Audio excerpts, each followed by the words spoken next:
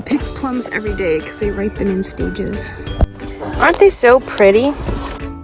I've pitted out 5 pounds of plums, 2 pounds of sugar, and about a 1/4 cup of lemon juice. I'm gonna make the jam and can it outside. So the sugar. I lit the burner, so it's on now. I'm just gonna mix this all together.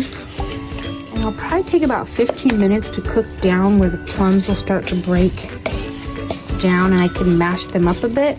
Once the plums start to break down, if you want a really smooth jam, just take it off the burner, cool it down, and puree it.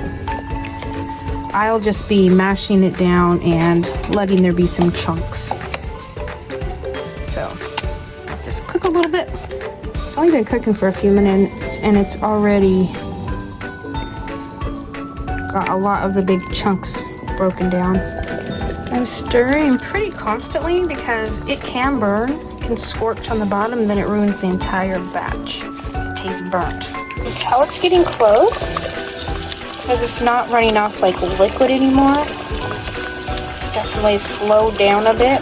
It's not quite there. It'll be ready when the thermometer hits 220, so I'm just checking it to see where we're at right now. The jam is ready. Just turn it off and just stir it a little bit before I start putting it into jars, just so it does not scorch on the bottom.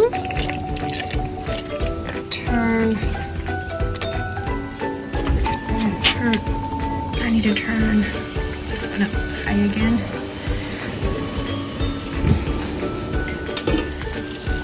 Okay, it's ready to go. Sweet.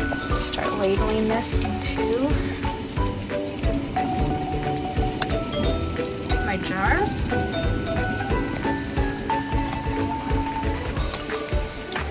I'm just gonna fill it up right below. Just fill it up right below there. One done.